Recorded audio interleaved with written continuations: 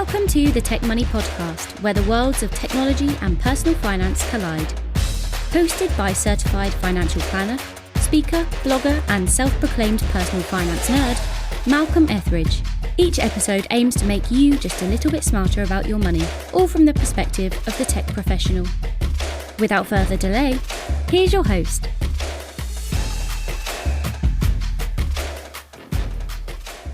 Hey there, listeners. Malcolm here.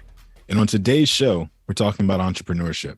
More specifically, we're talking about the need as a business owner to be keenly aware of your key performance indicators at any given moment, as well as how to use those figures to tell a compelling story to investors, employees, and other stakeholders. In the world of startups, a lot of emphasis gets placed on cap tables and who owns what. Potential clients want to see a fully diluted picture of equity ownership among you as a founder, any co-founders or partners, early investors, key employees, etc., before they'll seriously consider handing over a check to invest themselves. That's because a healthy cap table illustrates not only your business's potential for growth in the future, it also communicates to your investors just how solid your judgment is as a CEO. But if that's the case, then why do so many founders choose to put on blinders when it comes to the financials and simply say to themselves that one day they'll grow big enough to afford a CFO, and that's the moment when they'll dig in and start to focus more on it? One could argue that without focusing on the numbers, your company may not make it to that point. One could also argue that by ignoring important documents such as profit and loss statements and balance sheets, you may not even know what to look for in a potential CFO hire. And while I'm certainly passionate about the importance of building an appreciation for the numbers, regardless of whether you ever grow to love them or not, I am by no means the expert here. So I decided to call up someone who is. My guest, Jason Ray, is the founder and chief investment officer at Zenith Wealth Partners, an independent financial advisory firm with an approach rooted in education and collaboration focused on serving institutions and small businesses. Jason founded Zenith to deliver accessible, high-quality financial education and advice to institutions. His work is influenced by a passion for social justice and exposing wealth inequality wherever it exists. Jason serves on the boards of the Vetri Foundation and Cannon-Dow Elm Foundation. He holds a bachelor's of science degree in politics from Princeton University. And while at Princeton, Jason was actually an all-conference football player and league champion. So with that brief introduction, welcome Jason Ray to the Tech Money Podcast. Thanks, Malcolm. Great to be here. Yeah, man. And I appreciate you agreeing to come on and do this. And I breezed through your resume really quickly there in my intro. But what else should I have included? Big component for me, Malcolm, is, I'm the father of a 13-month-old baby girl. I'm a proud husband. And I also still enjoy playing a range of sports, including basketball, running track, riding my bike. And I live in Philadelphia. Oh, man. Well, I'm glad that you thought to get that little one in there. I always tell people, like, your kids may just happen to listen to this one day. And we want to make sure that they like what they hear, because, our future's in their hands someday when we become older people. So I'm glad you managed to slip the little one in there as well as part of the conversation. But, because I know you personally, right, I know that one of the core tenets of the firm, if you will, is to do good work in the communities that are traditionally overlooked, both in your backyard of Philly, as you just mentioned, where you guys are based, but also across the country, right? And one of the criticisms, or maybe the better word here is like doubts, that I hear people shout out, is that it's impossible to work in finance, work with lower income or, economically disadvantaged people and earn a decent living at the same time. But you guys have found a way to do it. So what is it that the rest of us just don't understand? Malcolm, working in line with your values and trying to accomplish things in the world that you think are right and just, we feel will drive out performance, not only in investments, but in business too. And at Zenith, we're really driving to address racial and gender-based wealth inequalities by delivering really accessible, high quality, flexible financial advice. And our client base, may have been without access to high quality advice in the past, but that doesn't mean that they're economically disadvantaged or lack ambition, right? We've got great ambitious clients that are trying to do big things that just don't have, a bunch of savings or generational wealth built up to get high quality financial advice when they need it. So, that applies to our work with individuals and families, just like it does with the charitable organizations that make up a big part of our work as well. So I don't know if there's anything that anybody doesn't know, but our business is growing, and it's one that we feel is addressing the changing needs of our clients in a way that is in lockstep with what they're communicating and providing us feedback on. And, our business may look different than kind of your historical wealth management firm, but I would argue that our client base is going to do great things in the near and long term. And we want to align ourselves with ambitious clients that, are trying to win in their personal lives, but also in their professional careers, or whether that be, kind of like a traditional job, or starting a company, or raising capital for a startup, or anything else.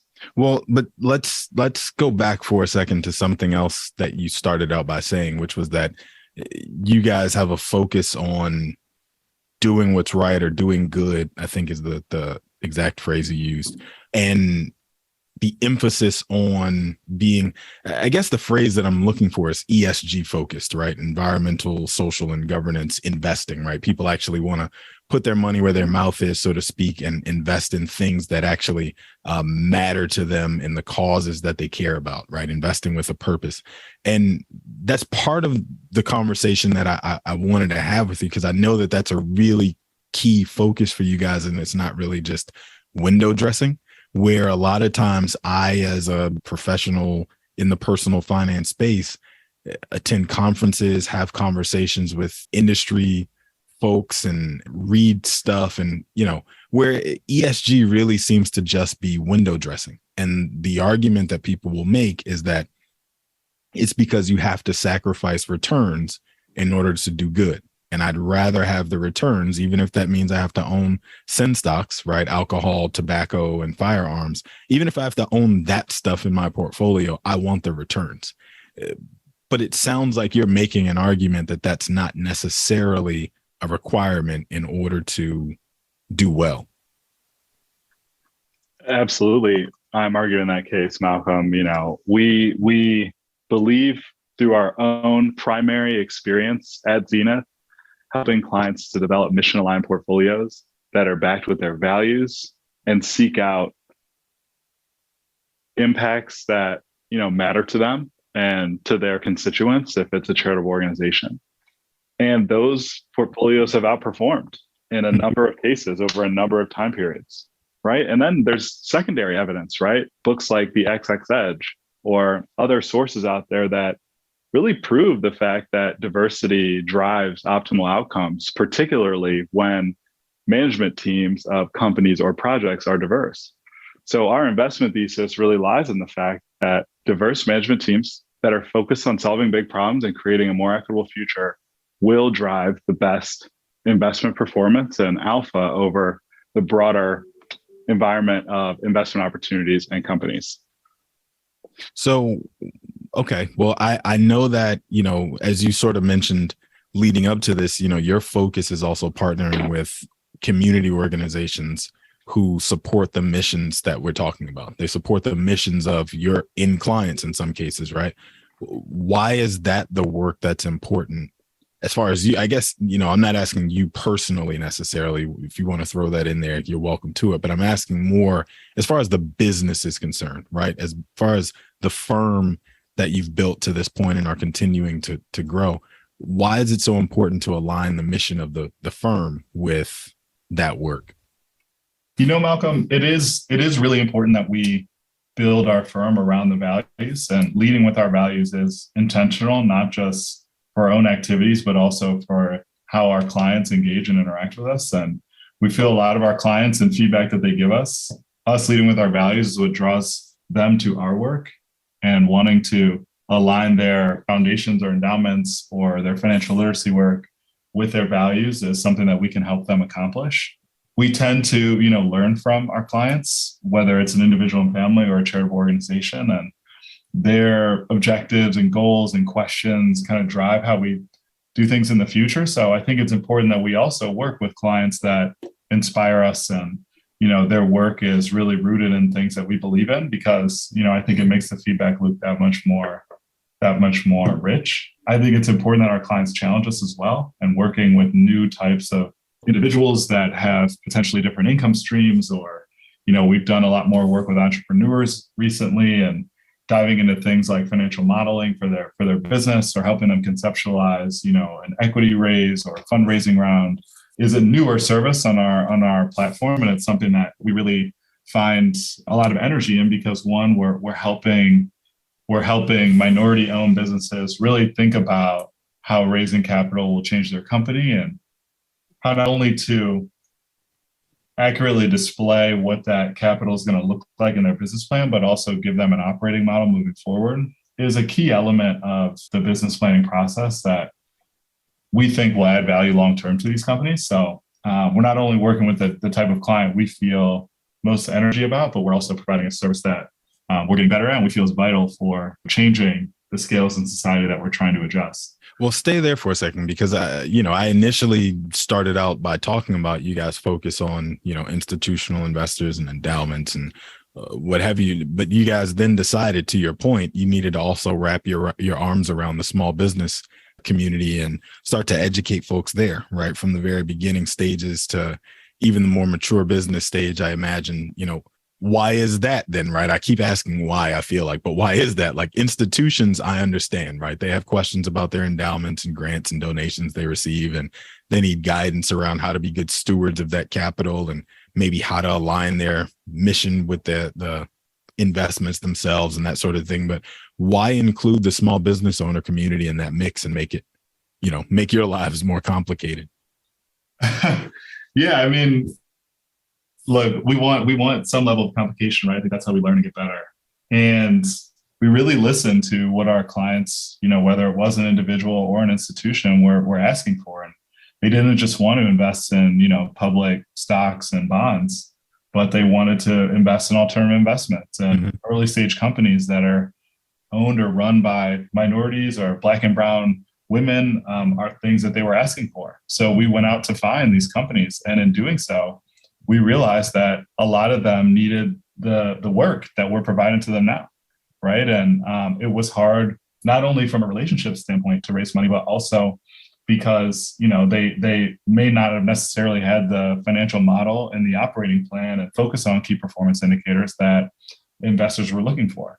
But I think further, we found a lot of them just didn't have a lead partner to help them, understand their finances, their equity waterfall, their capitalization table post raising money.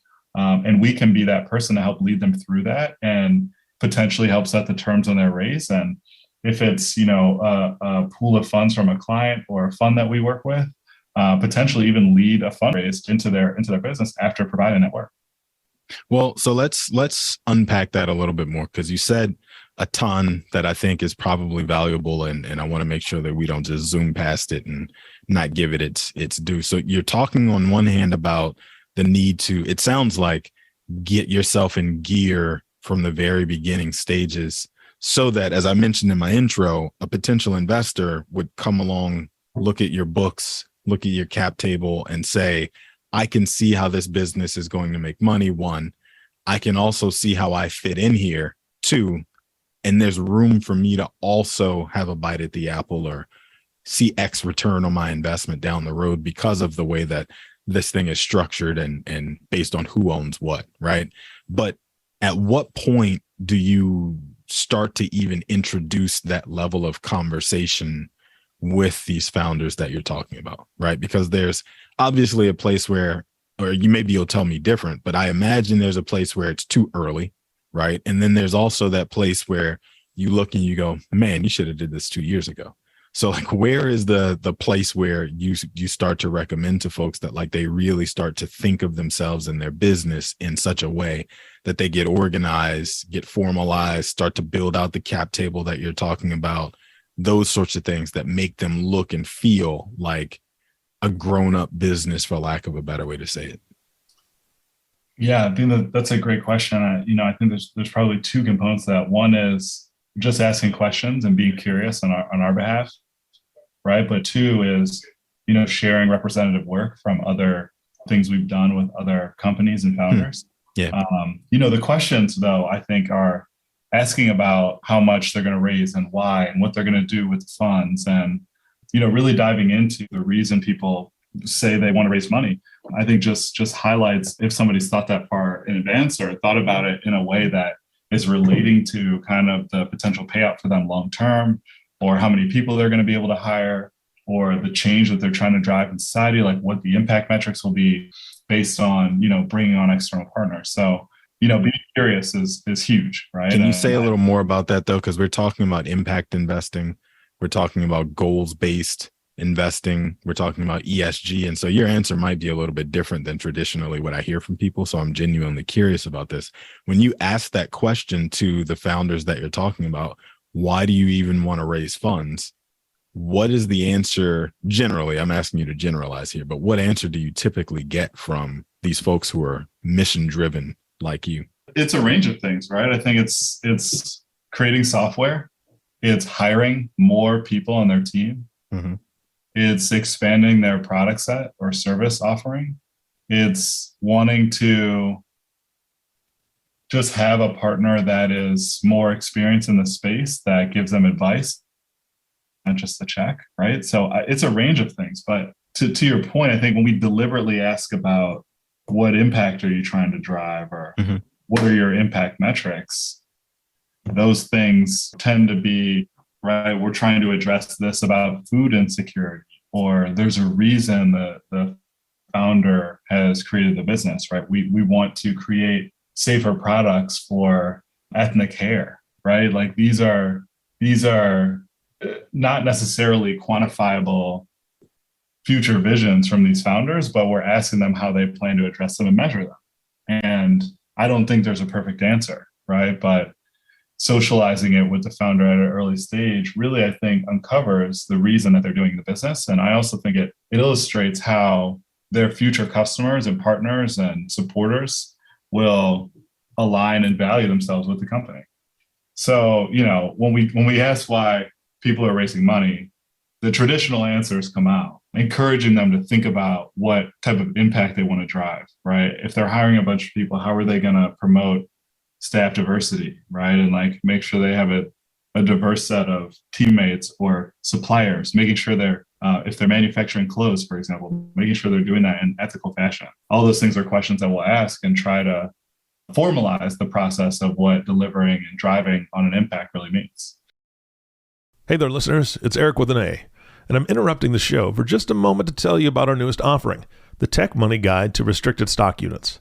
This guide was developed to teach those who are paid in RSUs to develop a plan for how and when to convert those shares into actual dollars, as well as how to incorporate them into your overall personal financial plan. You may have already heard episode 50 where Malcolm described the guide in detail, as well as his own philosophy and rules of thumb when it comes to managing this valuable form of equity compensation. If you haven't, no problem. We would still encourage you to head on over to tech-money.com and download a free copy of the guide today. There's also a link to it in the show notes of this episode. Again, that web address is tech-money.com, and you can download a free copy of the guide right there from the homepage. In keeping with the promise of this show, our hope is that the Tech Money Guide to Restricted Stock Units helps make you just a little smarter about your money. Now back to the show. Yeah, see, I just feel like we know different people. Like when I say, hey, so-and-so founder, why is it that you're raising a Series A or whatever? The answer inevitably will be some variation of the word growth, because that's how we're going to grow.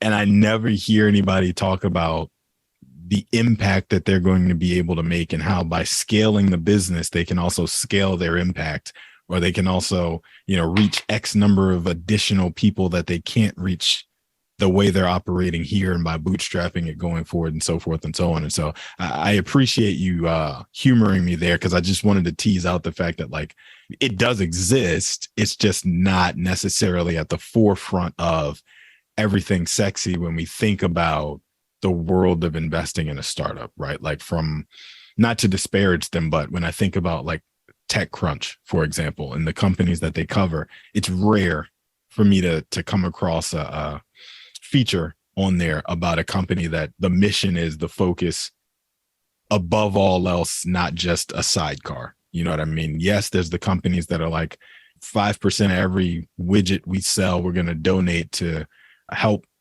slow global warming or something. And it's kind of just a side show. It's not necessarily their main thing.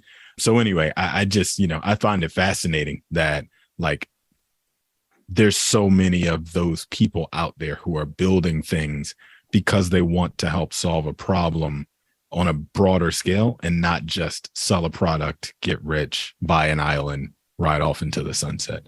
So anyway, but like one of the things, that I'm also amazed by, when I talk to founders or small business owners or however you think of yourself, is how much they're winging it. Right. And I kind of mentioned this before, kind of asked a question before, but I'll ask it a different way, because I've found that, oftentimes founders are just trying to get through the end of the day, right? Put out as many fires as possible, make it home to their family before, I don't know, the entire house is dark because everybody they love is already gone to bed, right?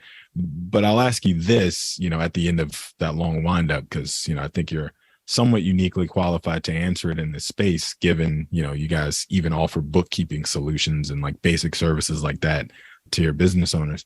My question is, at what point do you recommend that folks get serious and begin to really formalize things like hiring an accountant or a bookkeeper or investing in software even to help them manage their cap table? Maybe it's not a person or a group. Maybe it's even software. Like, at what point do I need to be thinking like, I have to approach this business differently?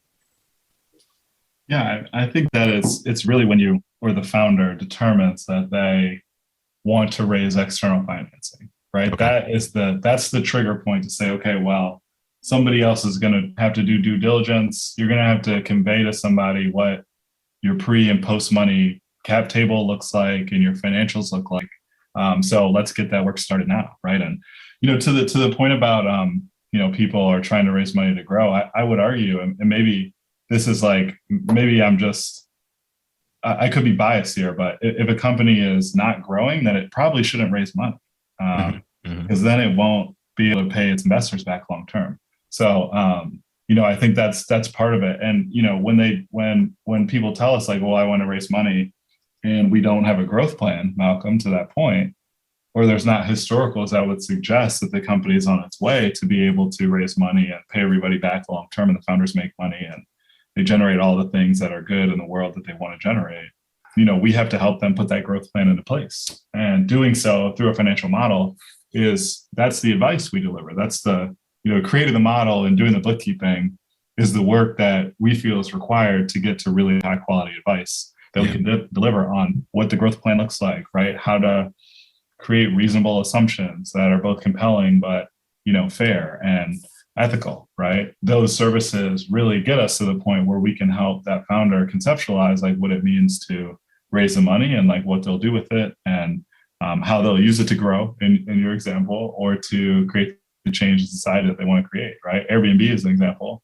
They want to create a world where anyone can belong anywhere. They have their core business, obviously, but then they also house homeless folks during COVID. Like that's, that's kind of, it seems like it's core to their operations, and that's probably not measurable. It's certainly measurable in financials, but it's measurable in a different way of like success on housing homeless folks and really going forward on that mission that I stated a little bit earlier. So those metrics are things that we can help hash out during the financial modeling process to say, if you hire all these people and this is the financial projections, how many people will you be able to serve, right? What will they look like? What will the impact be?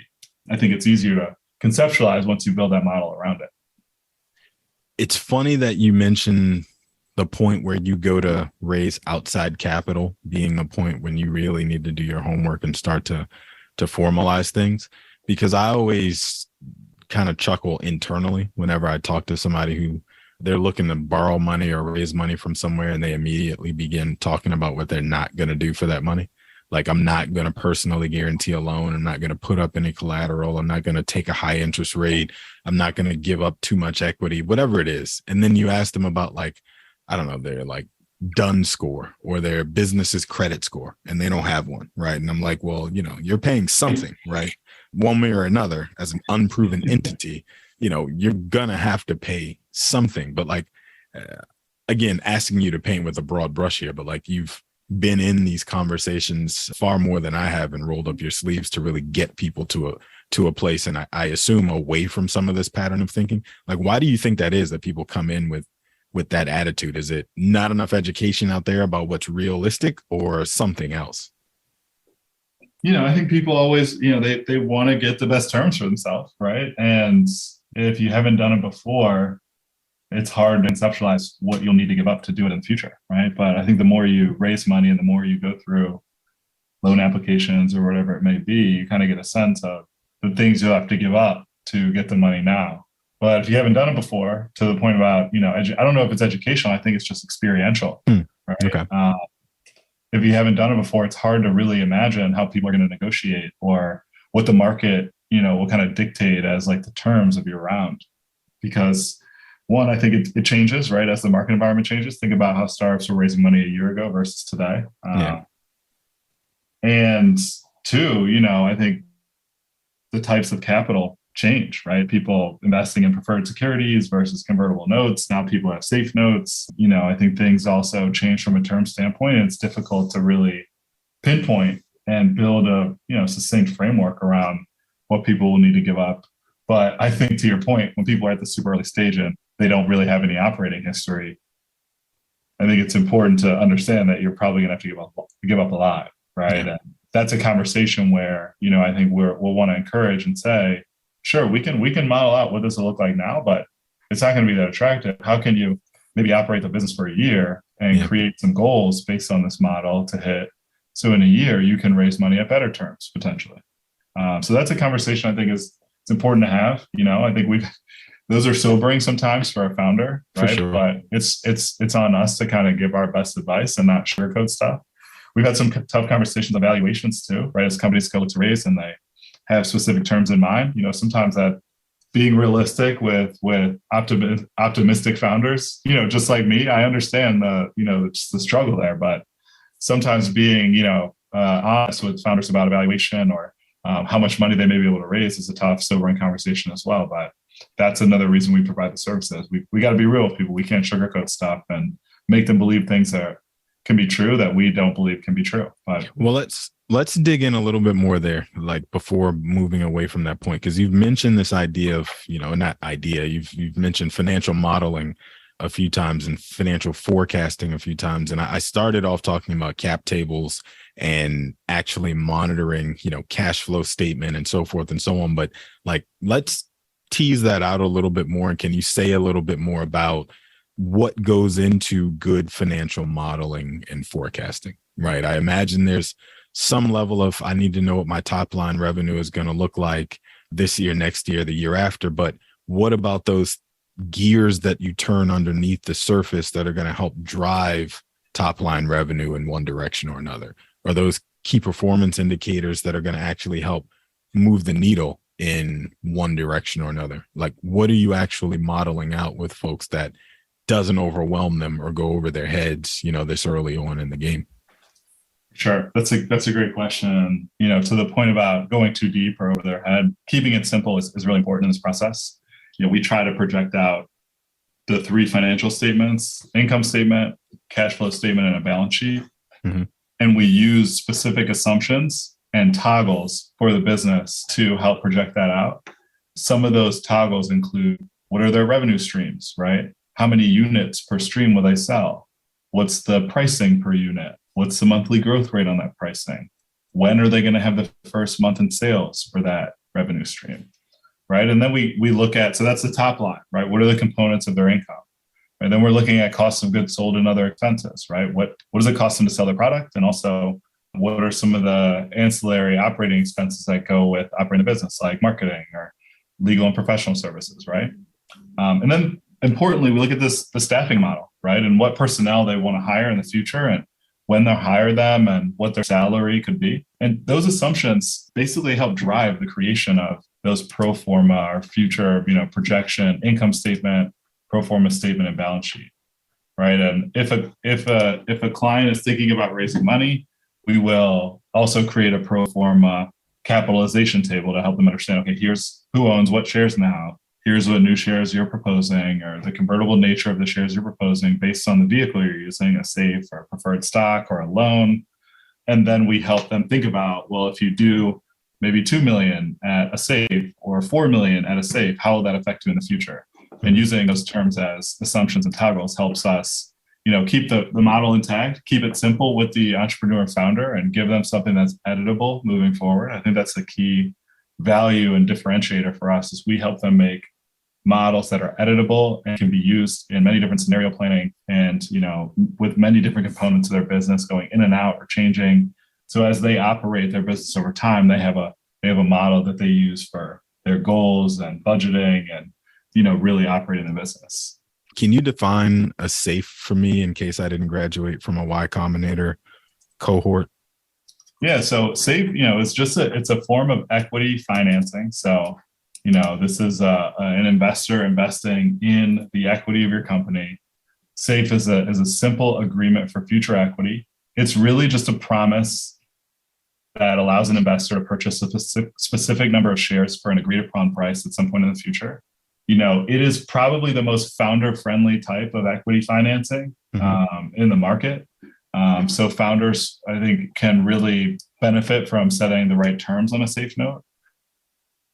A year ago, when folks were raising money left and right and interest rates were low and there was a lot of money in the system, a lot of founders raised on SAFE notes. Today, I'm not seeing quite as many SAFE deals get done, right? We're seeing, more preferred stock or convertible notes, more, investor-friendly terms being set with, those types of structures. But it will probably swing back. And it was great for Y Combinator to create the SAFE because it doesn't really require like a huge legal effort for the company to raise money with a SAFE note, which is a huge benefit again to the founder versus other methods. But hopefully people continue to innovate on those financing structures, hopefully for the benefit of founders. As we look to advise and manage funds on behalf of clients to invest in early stage companies or impact investment opportunities, like we're trying to be innovative as well on the terms that we set with the entrepreneurs and the companies that allow them to, execute and really benefit from their financial modeling and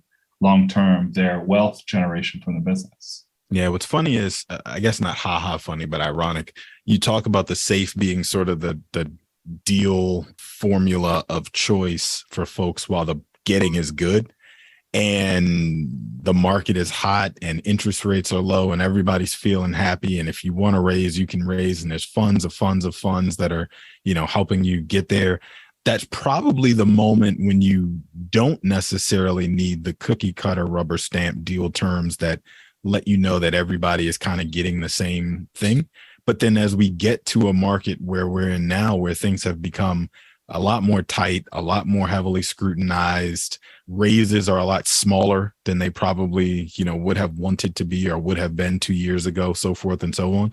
This is kind of the time when you wish you did have some more templated deal terms rather than having to dig in and really now have to understand whether this is predatory or not, right? Whether the deal premium that you're having to take is the best you're going to get, and so forth and so on. And so it's kind of, the pendulum has swung in opposite directions of when we kind of need that formula and things to be standardized versus when there's room for a lot more fluctuation and creativity and so forth and so on from VC. So anyway, just, something random I'm thinking about as you're talking, because I'm reading more and more about how deal terms are getting to borderline predatory in some instances, right? And these, risk premiums that VCs are putting on it and thinking about it. But anyway, like I could take us down an entirely different rabbit hole with that one. But before we get ready to wrap, what would be your main message to folks who, recognize the importance of getting on top of their numbers, right? But the thought of it overwhelms them, right? They don't even know where to begin. What would you say to those folks? I would say outside advice always helps. I seek out objective advice in my own life, and it's been a benefit.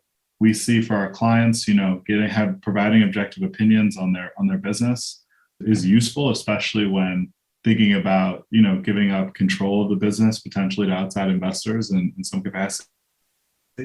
So even if you're not doing financial modeling and really in-depth projections, at least getting outside opinions on your business and the fact that you are, thinking about going to market with a fundraise is paramount, right? Because people will ask questions and, give you feedback. And, if you need somebody to talk to about your business, we're here, reach out. But I think is a big takeaway is objective opinions and advice really make a difference. And they should always be sought after and are valuable, whether it's from your own clients, whether it's from supporters, whether it's from strategic partners. Please go out there and solicit that advice. And if anybody has some advice for anything I've said today, I'd love to talk with them as well.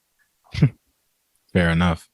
Well, my last question likely has absolutely nothing to do with investing or finance or anything else. So you can kind of take your Zenith hat off for a second and relax your shoulders a little bit. But let's say for a moment, so you never found your passion for it and you had to find a different way to occupy your days, but money wasn't a factor in your decision-making at all. What do you think you'd be doing right now? Reading a lot, playing a lot of pickup sports, basketball, soccer, running, but reading a lot. I really enjoy reading, and running a business takes away the time of, being able to just immerse myself in things that I'm interested in reading. I'm reading right now Survival of the City by Edward Glaser and David Cutler. Great book about just, the future of urban life in an age of isolation that we just saw. I'm reading The XX Edge as well, which talks about gender lens investing. But I've been on these books for too long, Malcolm. You're going to have to invest in an Audible membership. Audible, yeah, I've given it a try, but maybe I'll go back to it. That's not a bad idea. We'll get you there. But no, thanks, man. This was great. I really appreciate you being so generous with your time. Where can people find you if they want to learn more about you and or Zenith after this goes live? Yeah, where our handles on social media are at Net Worth Zenith. My LinkedIn is Jason Michael Ray, and people can reach out. My email is jason@networthzenith.com. So feel free to hit me up. But yeah, Malcolm, thank you for having me on the podcast. It's great to connect in this capacity, and I look forward to hopefully more conversations. You got it, man. Well, on that note, Eric with an A, why don't you go ahead and close us out, sir? It would be my pleasure, Jason. Again, I'm just going to echo what Malcolm said. Thank you so much for being on the show. Learned a ton and got a kind of a glimpse of where your heart and soul are with that business. So thank you so much for sharing. Malcolm, of course, thank you for facilitating this and bringing another amazing guest to the show. And our last thank you, of course, is to you, the listening audience. Thank you so much for tuning in and listening to the Tech Money Podcast with Malcolm Ethridge. If you have not subscribed to the podcast yet, please click the subscribe now button below. This way, when Malcolm comes out with a new podcast, it'll show up directly on your listening device. And we humbly ask that you share this podcast and leave a review, as this will help others find the show. You can connect with Malcolm on social at Malcolm on Money. We'd love to hear from you and answer any questions you have, and you can do so by emailing them to podcast@tech-money.com. Again, thank you so much for listening today. For everyone at Tech Money, our hope is that this show helped make you a little smarter about your money. This has been the Tech Money Podcast. For more information on today's topic, to review the show notes, or to catch up on past episodes, be sure to check out malcolmethridge.com/podcast. And if you have an idea for a show topic that you'd like us to cover, or you want to send us feedback, the web address again is malcolmethridge.com. You can also find Malcolm across all social media platforms at Malcolm on Money. This episode was written and created by Malcolm Ethridge, with the production, the editing and sound controls powered by Proudmouth. This has been a Malcolm on Money original. Thank you for listening. The information shared in this recording and by its guests represents the views and opinions of the guests and does not represent the views or opinions of the host. This content has been made available for informational and educational purposes only. This content is not, nor is it intended to be a substitute for professional financial advice. It is always recommended that you seek the advice of your financial advisor or other qualified financial service provider with any questions you may have regarding your personal financial situation.